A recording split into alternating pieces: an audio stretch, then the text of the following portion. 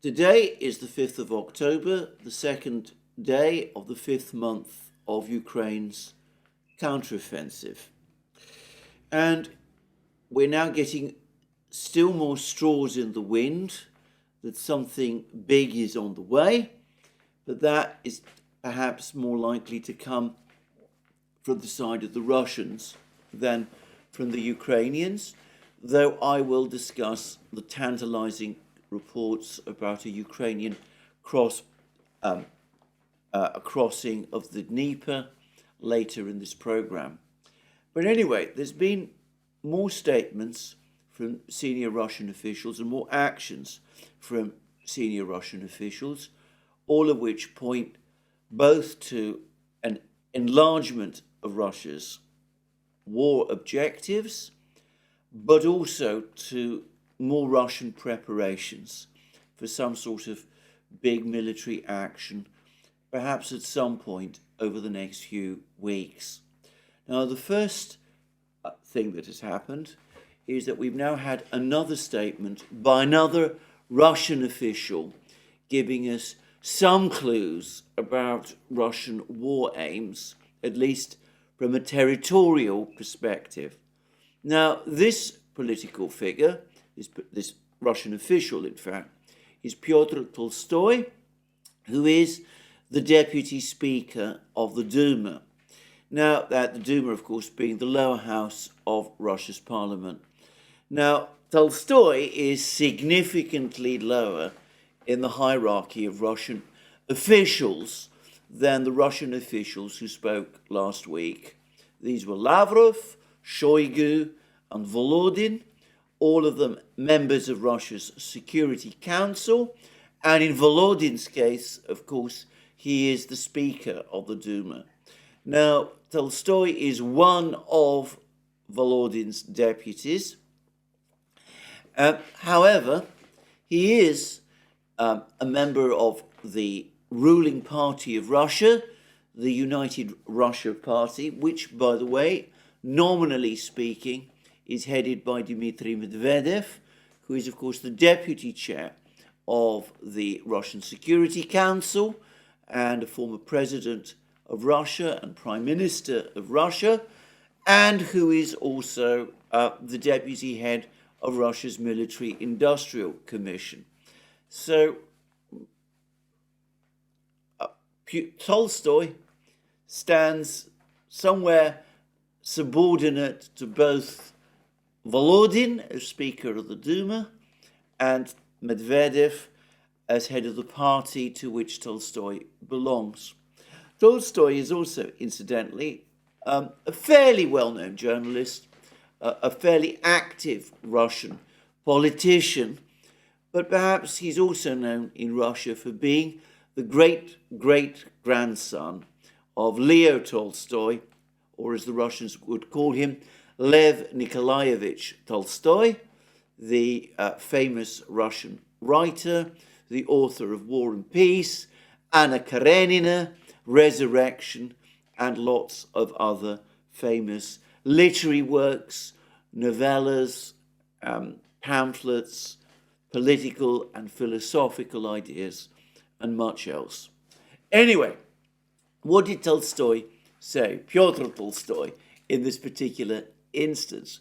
Well, he wrote on his Telegram channel that Russia should not stop returning just 4 regions. And this was said on the 1st of October, or written on the 1st of October, the day after Russia celebrated the inclusion, the formal inclusion of the 4 regions, Kherson, Zaporozhye, Donetsk, and Lugansk, into the Russian Federation. So Tolstoy, the following day, wrote a piece on his Telegram channel saying that Russia should not stop at just returning 4 regions.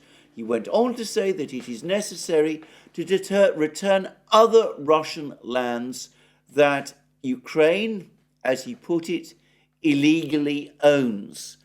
And then he identified what those further lands should be. Russia must return the rest of its lands Odessa, Nikolaev, Dnipropetrovsk, that's the city Ukraine calls Dnipro, Kharkov region, all the lands where our Russian people live, who were betrayed and abandoned 30 years ago when the Soviet Union broke up, having invented an independent Ukraine, not caring about the interests of the inhabitants of these regions. Better late than never, but we will fix it. So that's Tolstoy telling us where the Russians are, at least for the moment, intending to go. Odessa, Nikolaev, that means the entirety of Ukraine's Black Sea coast, what's left of it. And logically, by the way, that would include the western part of Kherson region as well, the part that lies on the west bank of the Dnieper River, and the northern areas, Dnipropetrovsk and Kharkov, the great industrial regions that still remain under Ukraine's control.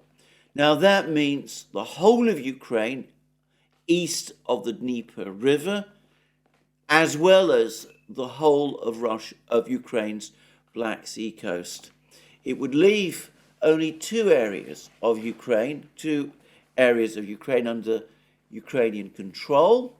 One would be central Ukraine, centered on Kiev, which would in that case be by far the biggest city, and of course western Ukraine around Lvov. Now, if this scenario were ever to occur, there would of course be a real possibility that western Ukraine might break away from what would then be an untenable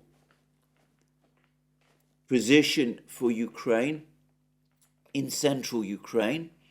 Central Ukraine is a relatively thinly populated region. It's territorially very large, but it consists of basically small towns, and across this huge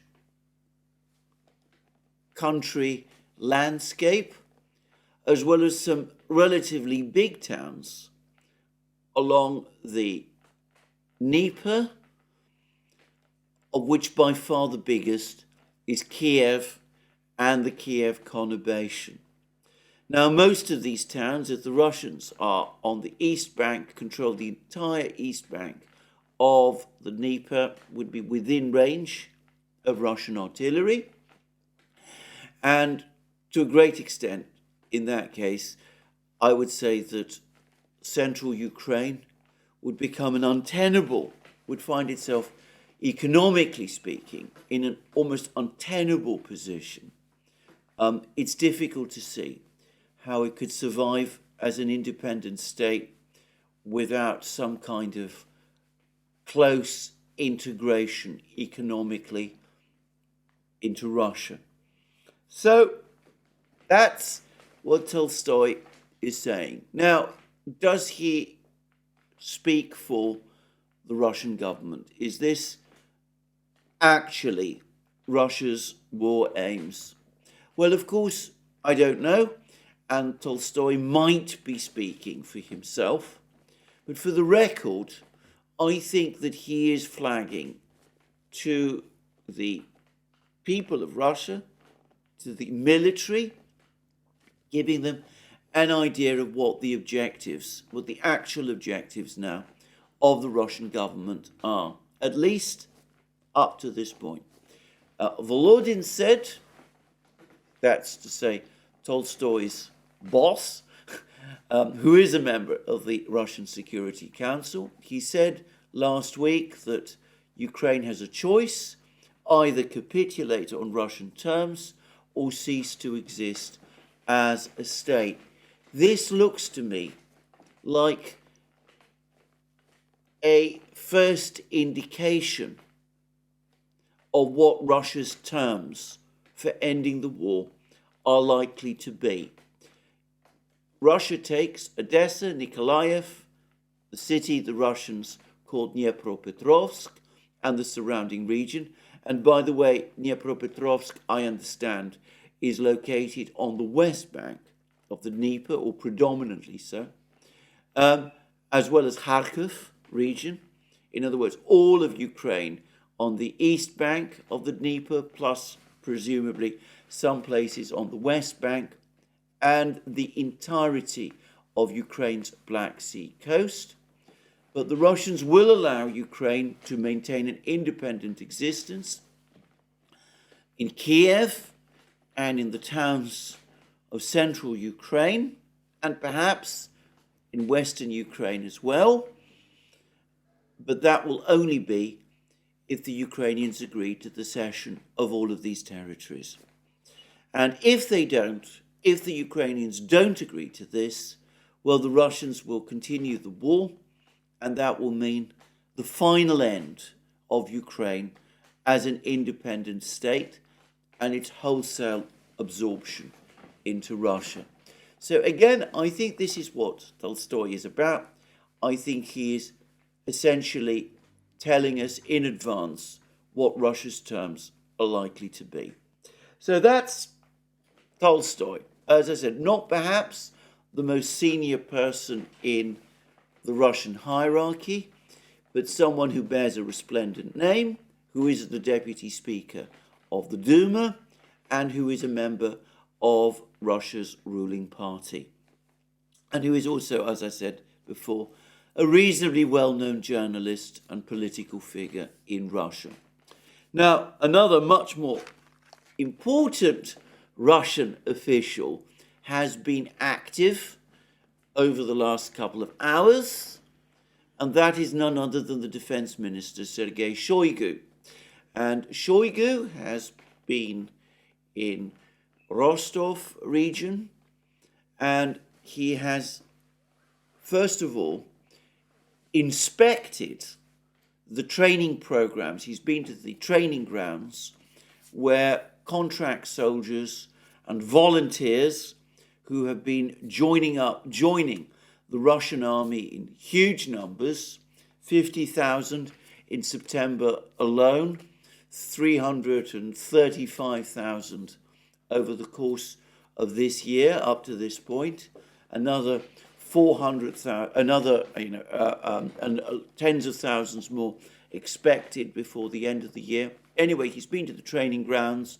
He has inspected the training of the troops as these new, freshly recruited troops as it's taking place, and he's seen how it's done. And note, this is in an area, Rostov region, not so far from the battle lines in Donbass.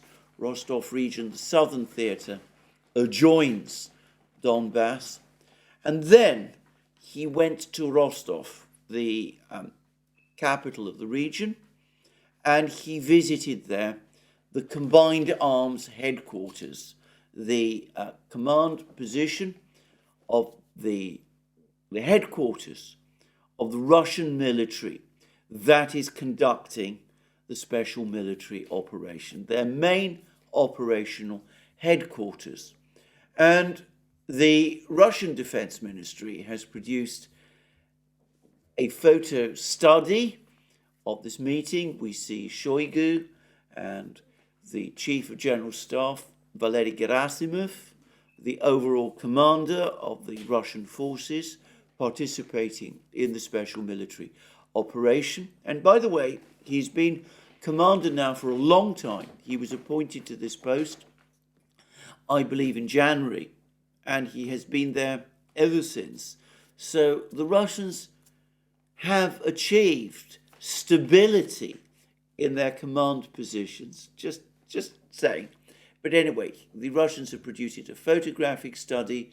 We see Shoigu, we see other officers there, not all of them by any means known by me, but anyway, there they all are, and Gerasimov is there on his right, and they all appear to be looking at a map or a board, at least that's my guess, But of course, we're not shown it. We're not shown what Russian troop dispositions or plans actually are. And I have to say that the summary of Shoigu's statements that has been published by the Russian Defense Ministry is for once almost entirely unenlightening. He talks about the fact that there's been lots of people joining the armed forces. He says that 38,000 men have now enlisted in the various volunteer units, which presumably also include the Wagner organization.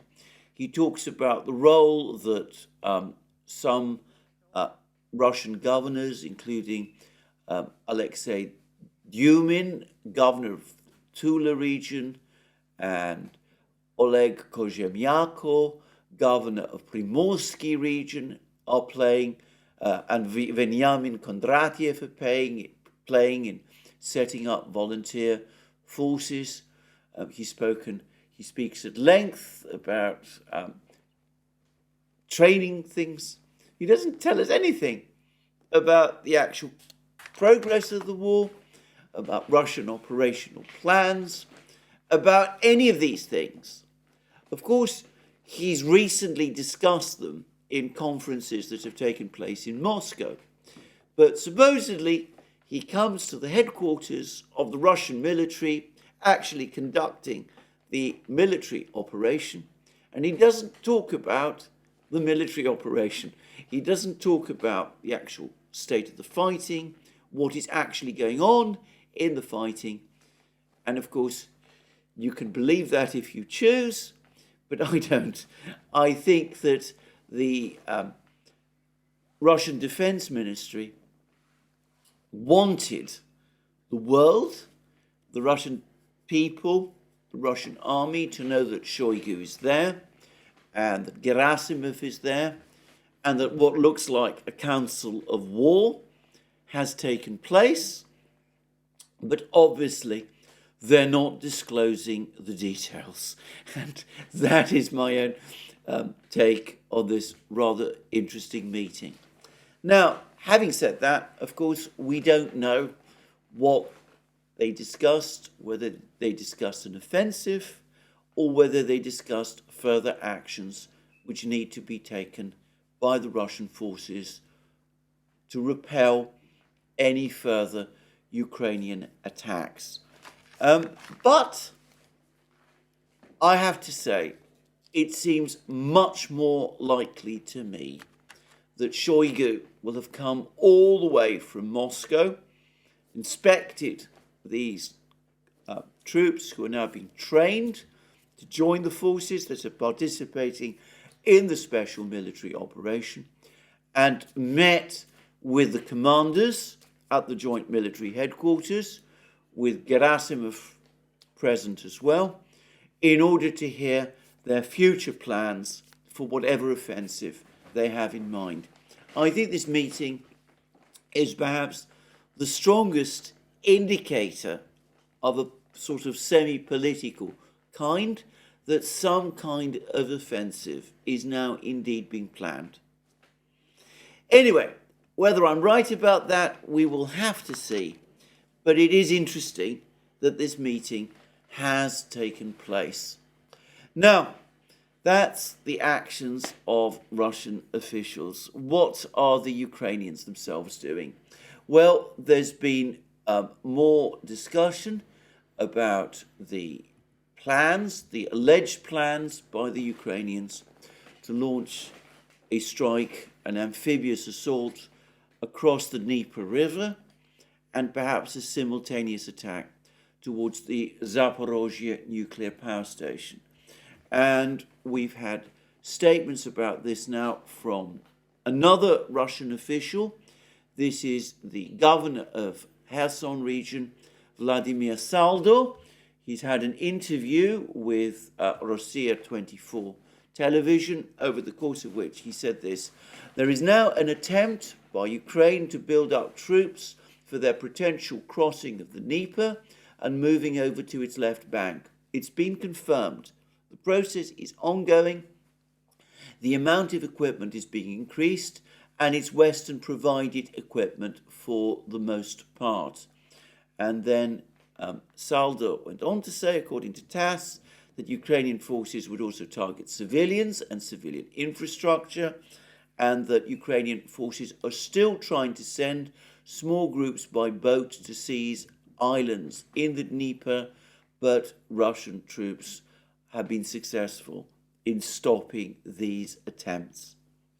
Now, I've also heard reports, Simplicius the Thinker has mentioned these, that the Russian troops in Kherson region are confident that if the Ukrainians do attempt to launch this amphibious assault across the Dnieper River, that it will be suicidal for the Ukrainians, that the Russians will have no difficulty repelling it, that the Ukrainians will suffer extremely heavy losses, and that they will be unable to break through or achieve anything of significance.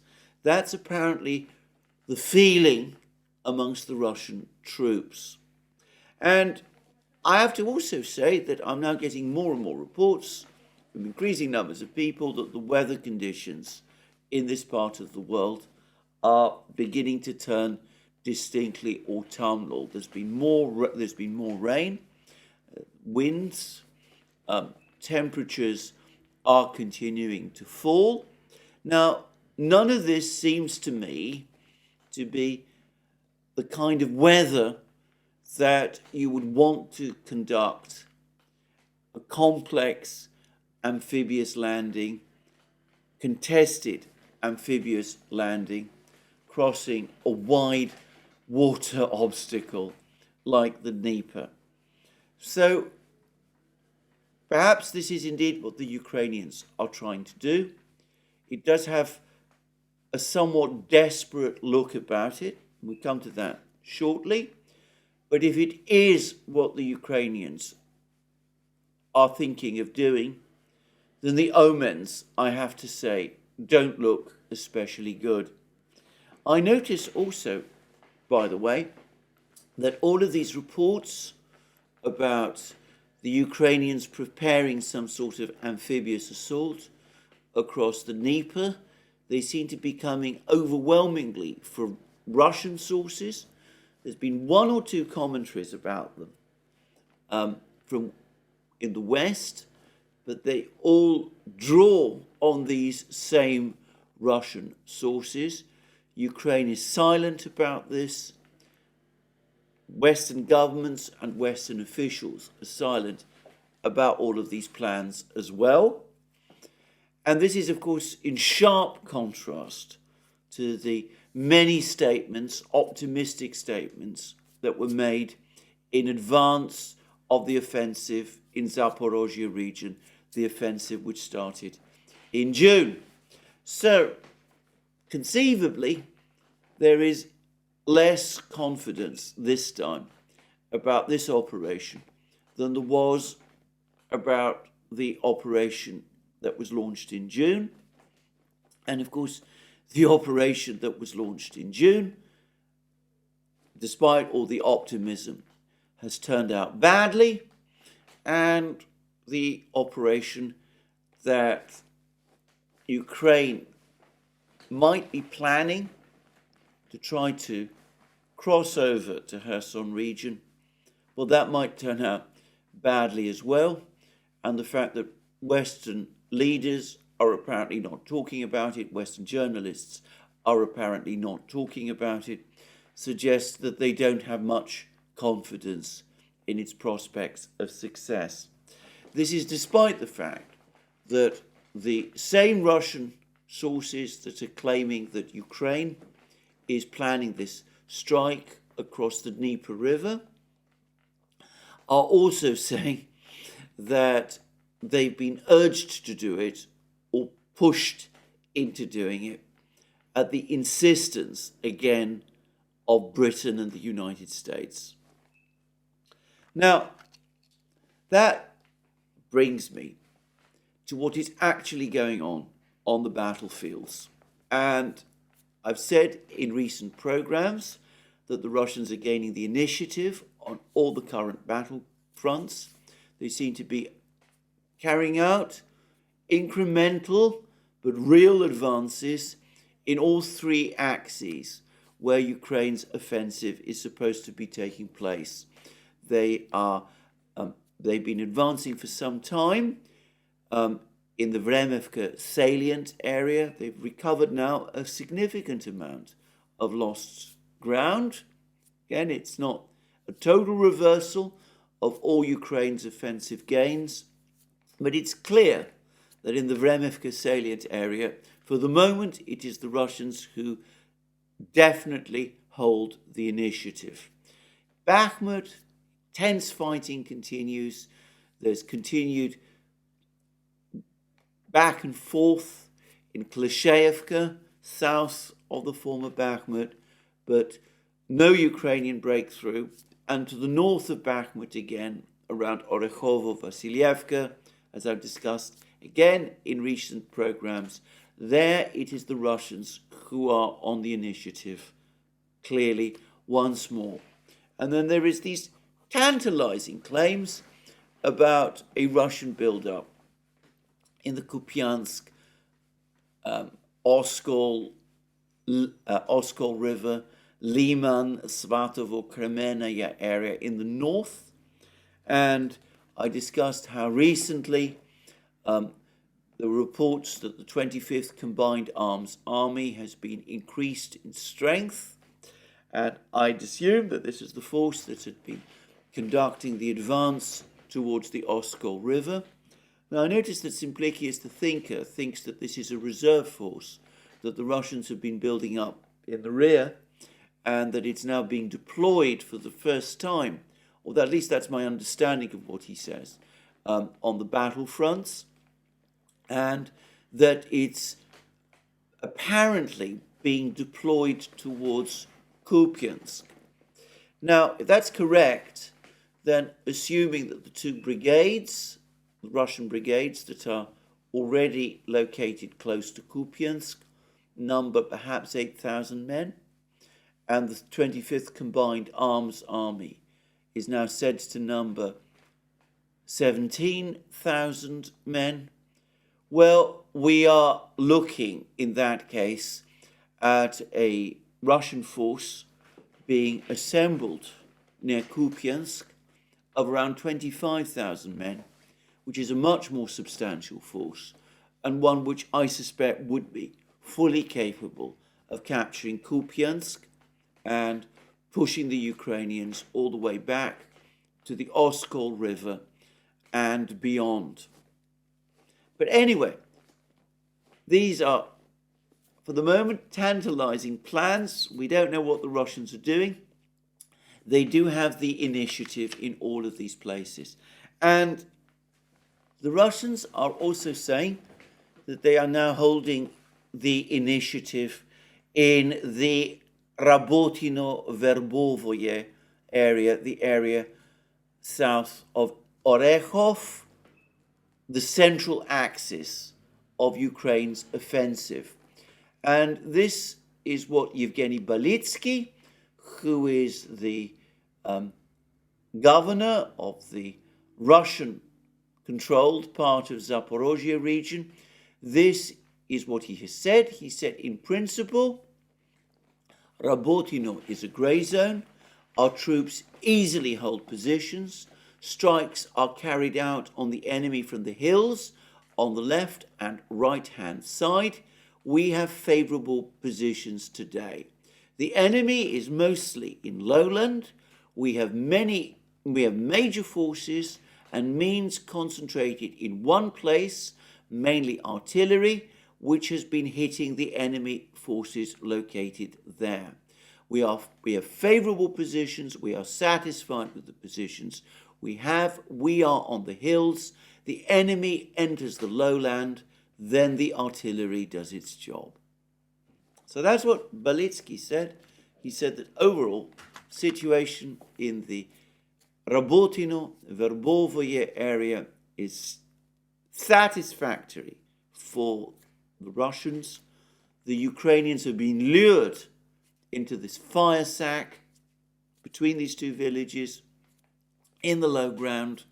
The Russian artillery is able to pick them off and cause terrible damage to them. And to get a sense of how bad the damage is, well, we have now had an extremely vivid and, for Western readers, deeply depressing article, long article, in the London Times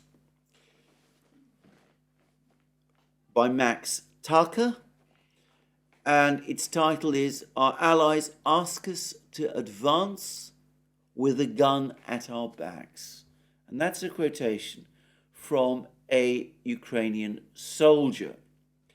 Anyway, first of all, this article begins with a Ukrainian mortar unit driving back from the front lines and just evading destruction by a 500 kilo bomb lobbed in their direction by a Russian jet, a Russian fighter jet, presumably a Sukhoi 34. And by the way, for the record, this particular mobile mortar unit, which starts the story, is called the Sturmgewehr mobile mortar unit. I will leave it to you, my viewers, to ask yourselves why a Ukrainian unit is calling itself by a German name. But anyway, just to move on,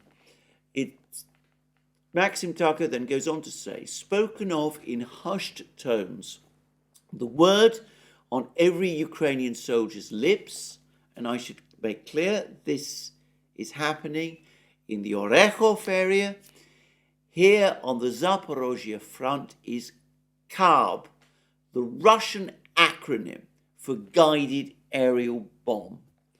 And then he goes on to say, Maxim Tucker goes on to say, since Ukraine broke through the Surovikin line to capture the strategic village of Rabotino last month. Well, I've just read out what Belitsky says about this. He says Rabotino has not been captured by the Ukrainians. It is in the grey zone. I've discussed this at length. I'm not returning there.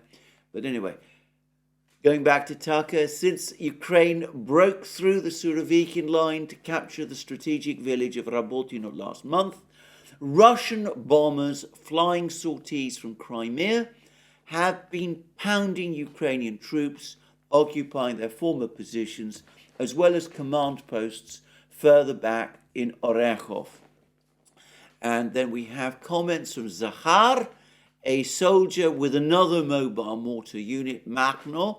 That, by the way, is named after Nestor Makhno, a Ukrainian anarchist commander of the time of the Russian Civil War, the one between the Reds and the Whites, which took place directly following the Russian Revolution. So we have a mortar unit using a German name and another mortar unit using the name of a Ukrainian anarchist.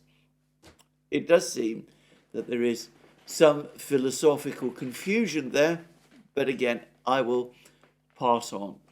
Anyway, this is Zahar, who is a soldier with the mobile mortar unit Makhno, and he says they hit Orekhov with cabs, that's to say precision-guided aerial bombs, about 25 to 30 times a day. The most advanced KAB, in other words, precision-guided bombs, have a range of 25 miles, and the biggest warhead weighs more than a ton, which is true, by the way, weighs around 1,500 kilos, though it's not clear yet that those have been deployed to the battlefield. And then Maxim Tucker goes on to say, these bombs have had a devastating impact on the Ukrainians' efforts to advance, bringing the counter-offensive to a shuddering halt over the past month. And then we have, notice, the counter-offensive is now at a shuddering halt. And Zahar said they make a crater, these are the bombs, big enough to bury a tank or 4 cars. Now, the last is important because more and more film from the battlefront, and I've been seeing it, is increasingly showing Ukrainian troops being sent to the front lines, and they're no longer being sent in armoured vehicles. They're being sent in what look to me to be ordinary, soft-skinned, light passenger cars, and perhaps in some cases SUVs and those kind of things. It seems that increasingly Ukraine is either holding back whatever armoured vehicles it still has after heavy losses, or perhaps it suffered such heavy losses of armoured vehicles that it just simply doesn't have any more to continue to deploy them close to the battlefield. But anyway, the fact that Ukrainian troops are increasingly using cars and SUVs and light trucks on the battlefronts has been noticed now by increasing numbers of observers. And then Zahar goes on to say, in Orechov, there are only a couple of intact houses left. It looks more like Bakhmut every day. Now that is the first revelation that I have seen of the immense destruction that the Russian Air Force is now carrying out across the battlefronts across Ukraine. And notice that it comes to the London Times. We've been hearing and reading every day about how the pace of the Russian bombing offensive with precision-guided bombs is growing, how more and more of these precision-guided bombs are being used, and how effective they are. Well, we have now had admissions from Ukrainian soldiers that the pounding they're getting from the Russian Air Force is devastating, and also that Orechov, the small town in the rear used by Ukraine as a logistics hub, is being devastated. It is being obliterated, much like Bakhmut was over the course of the fighting in Ukraine's offensive earlier, Russia's offensive earlier this year. And then Maxim Tucker goes on to say, traversing the Zaporozhye front, the Times came across a Ukrainian S-300 missile launcher and radar relocating in convoy in broad daylight, barely 9 miles from the contact line. It was a sign of how desperate the battle against the warplanes that dropped the cabs, the precision-guided bombs, has become. And then we have an Air Force Lieutenant Colonel, presumably the commander of this S-300 battery. He says the maximum launch range of anti-aircraft missiles, 25 to 30 miles, does not usually allow the Sukhoi 34 and 35s that carry these precision-guided bombs to be shot down. Really, the only effective way to shoot down the bombers is aviation, F-16s or ATACMS. Now notice that this Lieutenant Colonel doesn't mention the Patriot missiles. We've heard hardly anything about them now for weeks. Perhaps they've all been destroyed. Perhaps the Patriot batteries have run out of missiles and there's no attempt to resupply them. Anyway, they're far away in Kiev. If they still exist, they don't seem to be doing very much. And he doesn't have any expectations that they will be supplied to him on the battlefields. And he says that the only effective way to shoot down bombers is aviation. And of course, that seems to imply that the Patriots and the Iris-Ts and the NASAMs and the Hawks and all those weapon systems that the West has been trying to supply to Ukraine over the last few months, that they're falling short and that the Ukrainian commanders have lost confidence in them.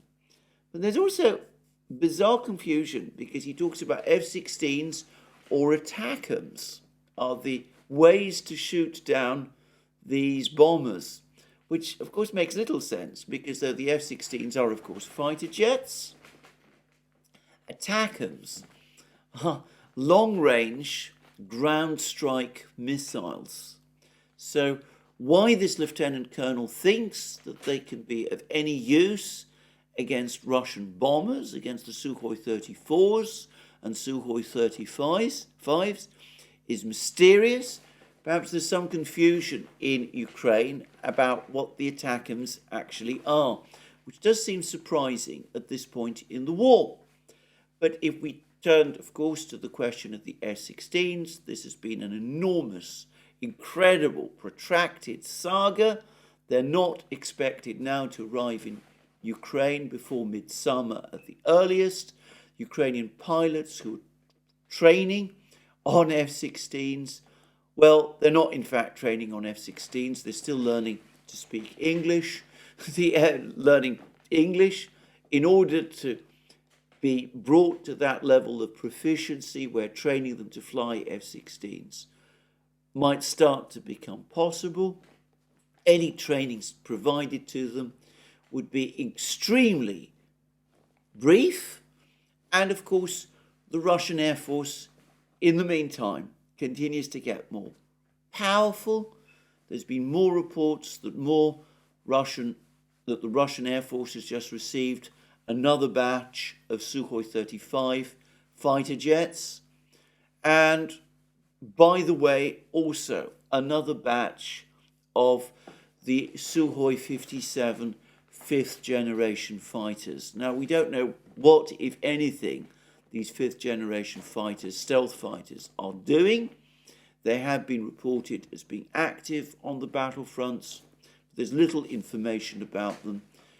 In any event, even after the arrival of the F-16s in the summer, assuming Ukraine is able to hold out that long, even after it arrives there, the F-16s are going to be comprehensively outmatched by the far more powerful Russian Air Force.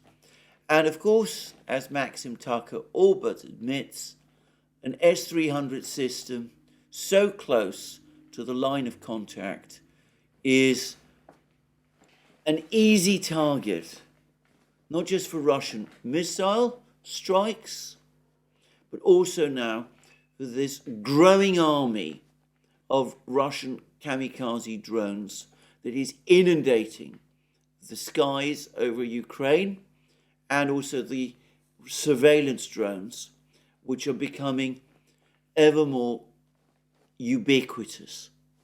So it's unlikely, let's put it like this, that this S-300 battery will survive very long, and clearly Maxim Tucker himself has doubts that it will. And then Maxim Tucker goes on to say the cabs, as well as mines, underground fortifications, and a deluge of Russian suicide drones have pinned down Ukraine's assault brigades. It is why last month's penetration of Russian fortifications failed to lead to a full breakdown in their defences. All over the Rabotino-Verbovoye line, Ukrainian forces are bogged down. That is said by the London Times. And then there's a lot of discussion about the situation. We were told further that President Putin's troops have become more tech-savvy, developing smaller, better disguised electronic warfare devices to bring down the cheap, commercially available reconnaissance drones Ukraine has been using to identify targets.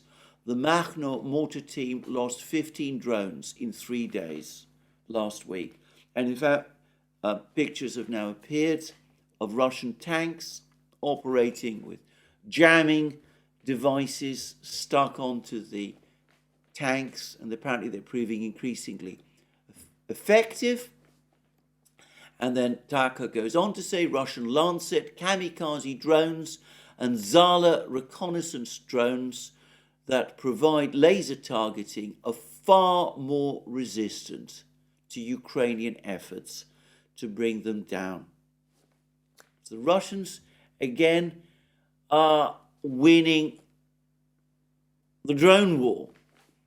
And then we have complaints from Ukrainian soldiers about the fact that they're being asked, in effect, to conduct an offensive at all in these conditions. And we go back to Zahar from the Sturmgewehr group. He says, we've been asked to advance with a gun in the back of the head. That's said by a Ukrainian soldier, published by the London Times. We get lost from our Western allies that what we should have got first. Putting Bradley fighting vehicles on mined fields. Yes, our allies have helped us a lot, but their politicians expect us to take territory in conditions they would never dream of sending their own troops into. We need more long-range missiles. We need mine clearers. We need aircraft. We will come to the availability of all of these things shortly. But note that Zahar, like all of these soldiers, is undoubtedly under some kind of supervision by the Ukrainian military as to what he's able to tell a British journalist. But even he can't hide his bitterness and his real feelings. We've been asked to advance with a gun in the back of the head.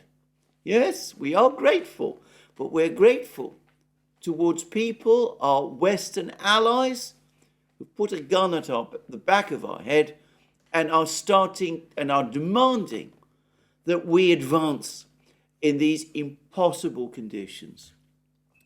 And then Taka goes on to say that members of the mortar team, this is the Sturmgewehr group, relayed their harrowing stories, and they are very harrowing, and I don't particularly want to describe them. All I will say is that some of the troops burst into tears as they described them, and then they went on to say that cover of tree line has been key to making surprise assaults across otherwise open fields, pot-marked with shell craters. These are the open fields on the low ground that Balitsky was talking about. And then he goes on to say, yet the intensity of the fighting around Rabotino has obliterated much of the foliage, and with the arrival of autumn, the remaining leaves are yellowed and withering. And then there's an explanation of Ukrainian tactics, and this is from Rambo, who is the commander of the Sturmgewehr group. He says, we're now creating activity on the flanks so that the enemy relocates reserves from Rabotino. Notice that he doesn't seem to think that Rabotino is under Ukrainian control.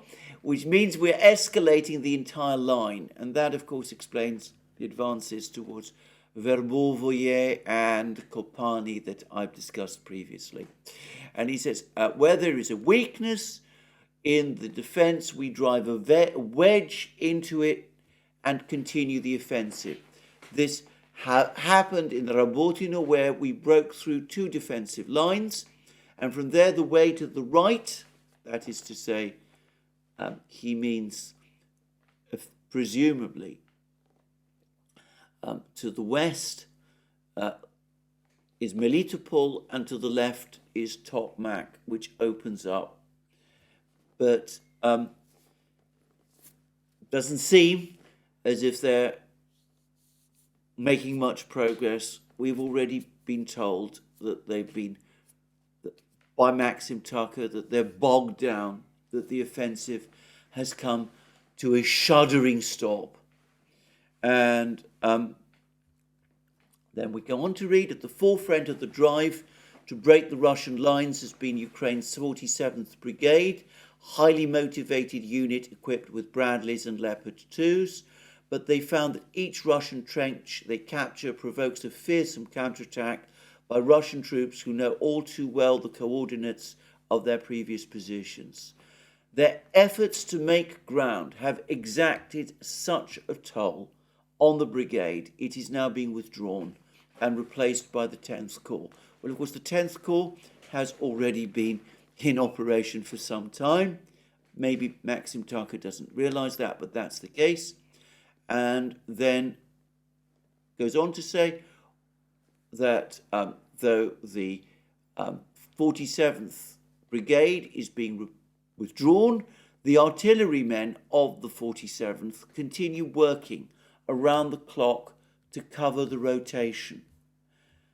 And then we have this incredible final comment from an officer of the 47th Brigade.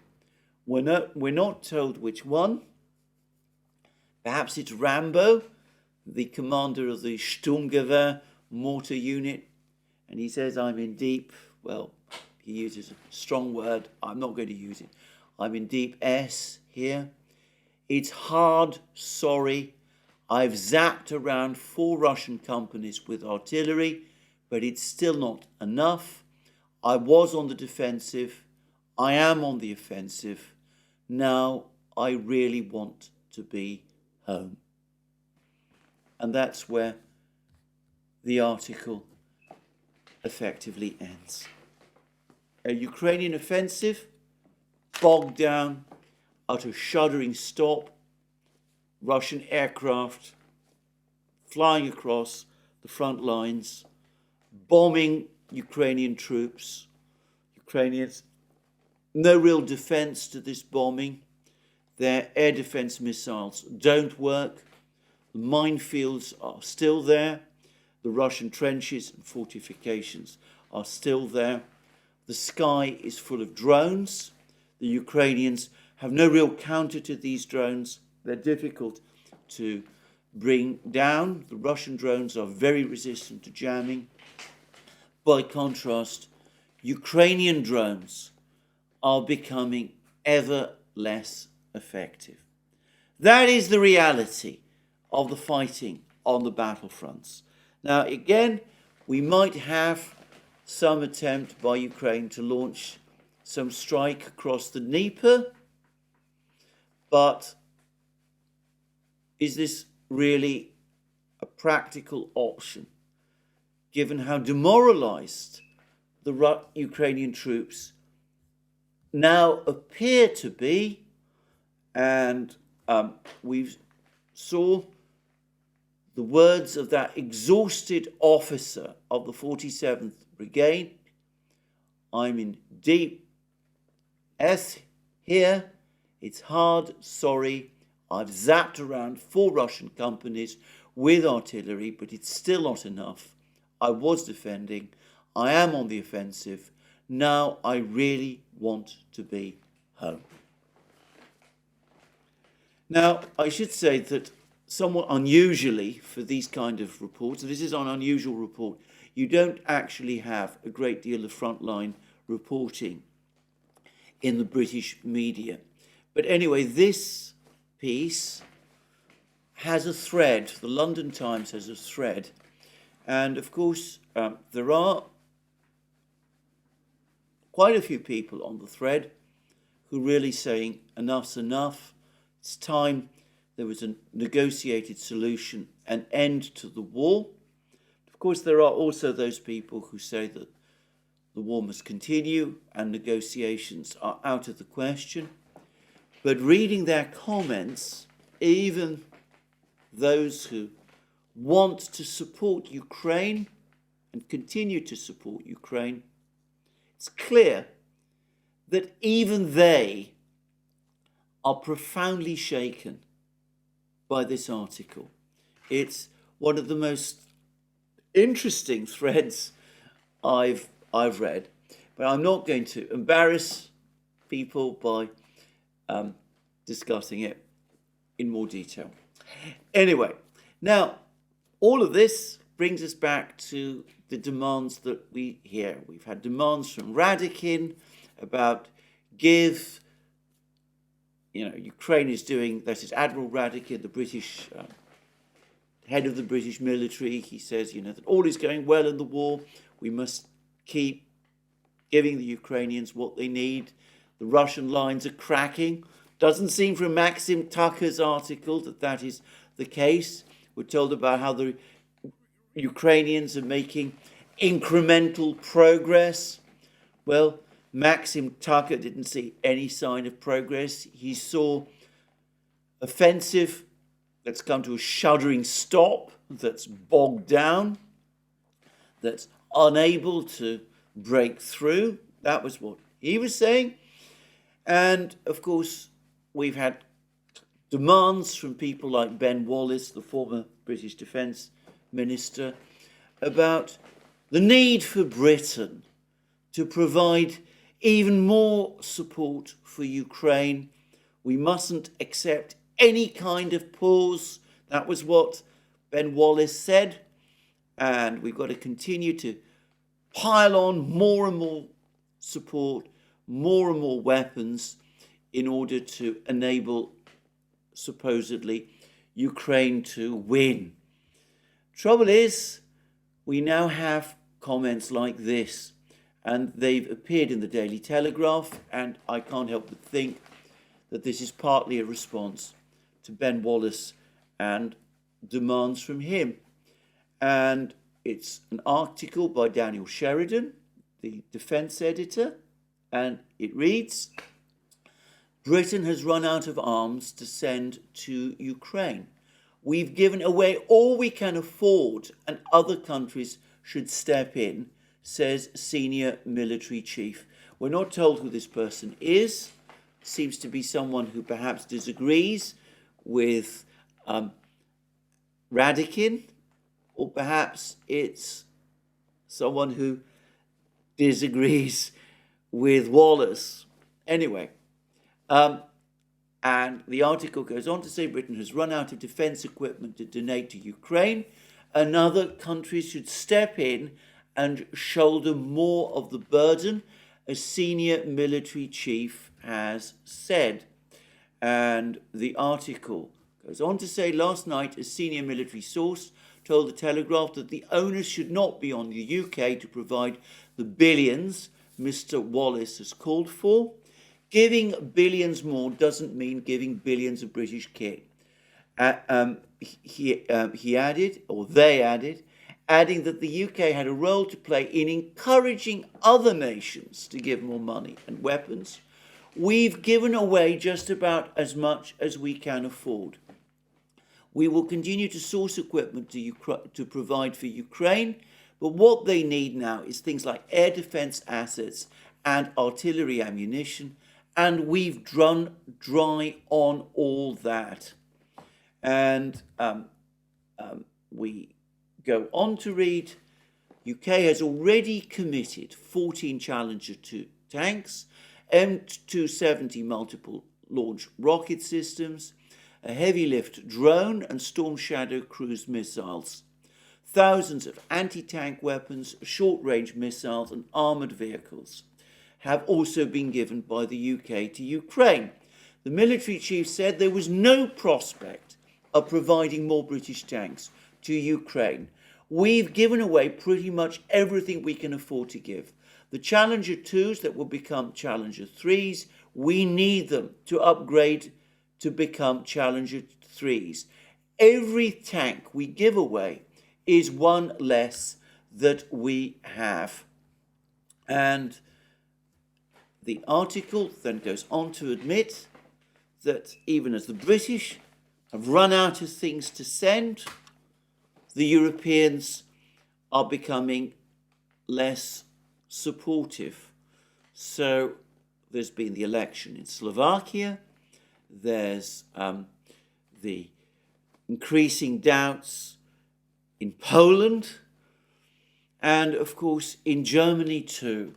They're starting to run into problems, and the article finishes that Hungary's opposition remains strong, and its opposition has also dealt a blow, that's Hungary's opposition, to a planned 20 billion euro war chest from EU nations to enable Ukraine to buy weapons for the next 4 years. That's 4 years, 20 billion euros. Not going to get you very far in this war if it's 5 billion euros for each of these years. But anyway, that's what the Daily Telegraph says. So the British are out of weapons. But so are others. We read, for example, in CNN that Western ammunition stocks are at rock bottom. And this came out yesterday, by the way. And Western militaries are running out of ammunition to give to Ukraine. NATO and British officials warned Tuesday as they urged the bloc's nations to ramp up production to keep Ukraine in the fight against Russian invaders. The news of possible ammunition shortfalls comes after money to buy weapons for Ukraine was not included in a stopgap spending bill US Congress passed at the weekend to avoid a federal government shutdown. And then we have Admiral Rob Bauer of the Netherlands, the chairman of the NATO Military Committee and NATO's most senior military official. And he went on to say that the bottom of the barrel is now visible, and the West's ammunition for the West's ammunition stockpile, and he said that during a security forum in Warsaw. We give away weapons systems to Ukraine, which is great, and ammunition, but not from full warehouses. We started to give away from half full or lower warehouses in Europe, and those stores are now running low. And then we have James Heappey, Minister of State for the Armed Forces of the United Kingdom, speaking at the same panel as Bauer, and he says that even though stockpiles may be thin, aid must continue, but he doesn't explain how. We have to keep Ukraine in the fight tonight and tomorrow and the day after and the day after. Continue to give day in, day out, and rebuilding our stockpiles. How is this going to be done? And meanwhile, analysts are warning that the United States arsenal of democracy needs to start working overtime, or Ukraine's war effort may be in trouble.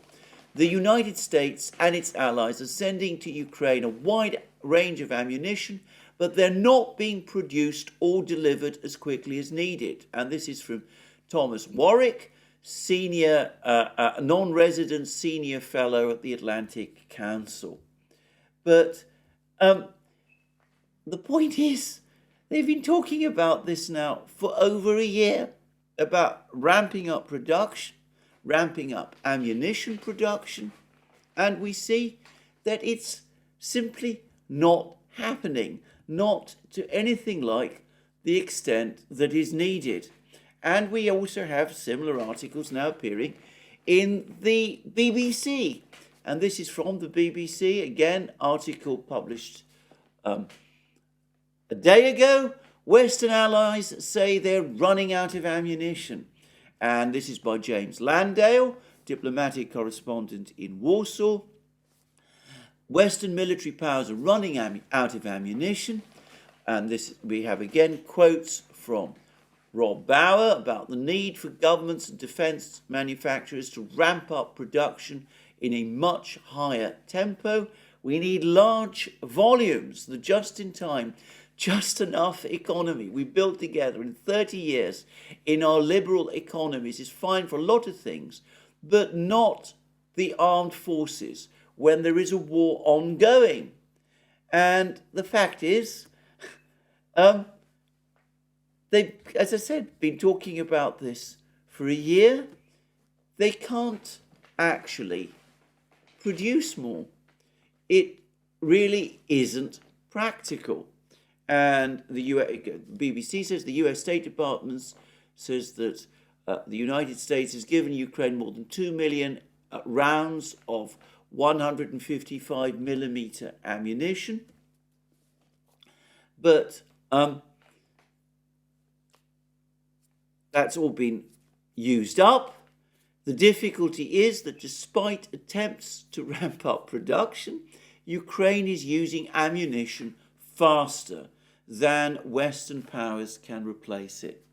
And this, after we had that article, I think it was in the New York Times, about Russia not only increasing production of ammunition, but doing so at 7 times the rate than the West is. So they had a year to sort out this ammunition production problem. I've always said it is impossible. I've always said that people who demand it have little understanding of the complexities of the production process, and we see that it hasn't happened and that they're now facing a crisis. So we have this offensive underway by Ukraine. Of course, whether it's an ongoing offensive is a moot point, because I said the Russians now seem to have the advantage, but we're running out of ammunition to send to Ukraine. Ukraine is running through its ammunition. The cluster munitions, presumably such as they are probably running down as well. The infantry fighting vehicles and the tanks that have been given, well, they don't actually work on the battlefield. We've had another article, yet another article about this time in Business Insider. Tanks and troops out in the open in Ukraine can't go 10 minutes without being spotted and fired upon, Ukrainian official says. And the sheer number of drones operating in Ukraine, of course they mean Russian drones, as well as battlefield systems, management systems that provide real-time imaging and location, mean that troops and tanks out in the open have just minutes before they're targeted, a top Ukrainian official said. And here's today a column of tanks or a column of advancing troops can be discovered in 3 to 5 minutes and hit in another 3 minutes. Major General Vadim Sikibitsky, Deputy Commander of Ukraine's GUR Military Intelligence Service, told the Wall Street Journal. The survivability on the move is no more than 10 minutes. Surprises have become very difficult to achieve. And of course, when he talks about this, the implication is this is a problem for each side, but it isn't, because Maxim Tucker has told us the Russians are swamping the skies with drones, suicide drones and surveillance drones, but Ukraine is running into difficulties. Its drones are being jammed and brought down by the Russians, and it's difficult to replace them. And the Russian drones, by contrast, are far more resistant to this kind of thing. So there is no solution to these problems if they haven't been solved in terms of ammunition production over the last year. If Ukraine is still spending more ammunition than the West can supply, then realistically, it's no longer going to be possible to sort out these problems over the next few weeks or months. And in the meantime, as I've said, the Russians are clearly now moving forward with their planning. Shoigu is visiting the command headquarters. The Russians, as I've said previously, are scenting victory. And Tolstoy has set out for Ukraine what part of the terms will be. Now, he's not talking about keeping Ukraine out of NATO, though that's obviously part of it, but he is talking about territorial losses for Ukraine, and he's speaking about Odessa, Kharkov, Dnipropetrovsk, as the Russians call it, and Odessa, and Nikolaev as well. So, what to do? Negotiate. Make peace, you fools, as Marshal Rundstedt, the German commander on the Western Front, told, or allegedly told, General Jodl at Germany's headquarters some weeks into the fighting in Normandy in 1944. I've noticed, by the way, that Colonel Douglas MacGregor is now increasingly citing that particular quote. Make peace, you fools. He should have done this at least a year ago. The best time, as many people have said, and by the way, as we said in the Duran, was after Ukraine's successful Kharkov counteroffensive. General Milley made some mumbling comments to that effect at that time, though he was quickly brought into line. But no real sign that that advice was heeded then, no sign that it is being heeded now. So where do we go from here? Well, Ukraine may try some kind of operation across the Dnieper River. Russian sources think it would be suicidal. Perhaps it will be. But barring some unexpected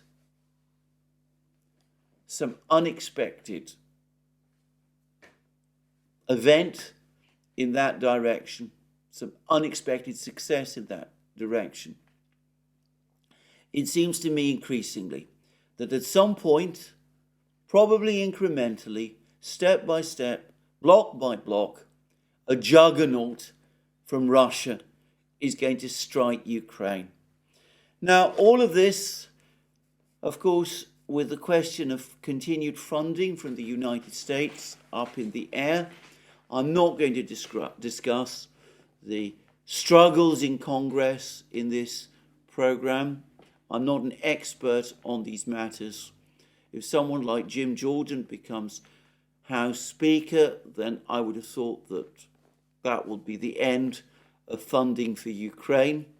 But I'm not an expert in these parliamentary conflicts in Congress, and I'm going to wait and see what happens. But there we are, a grim situation altogether.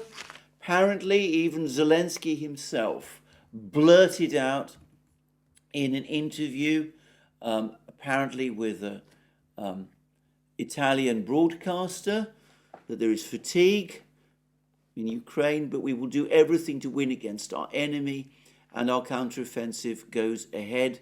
Even if slowly, we will do everything to repel the enemy. But yes, of course, even he's now recognizing that weariness is setting in. So, no real sign of a diplomatic initiative, none from Ukraine, none from the US. The situation looks as if there is going to be a military outcome to the war, and it also looks like it will be one decided by Russia. Well, this is where I end my program today. More from me soon. Let me remind you again that you can find all our programs on our various platforms: Locals, Rumble, X, the former Twitter. You can support our work via Patreon and Subscribestar, links under this video. You can also check out our shop, find all the things that we sell there, our magic mugs, our hats, our hoodies, our t-shirts, our sweatshirts, all those great things. And last but not least, if you've liked this video, please remember, tick the like button and check your subscription to this channel. Thank you, more from me soon, and have a very good day.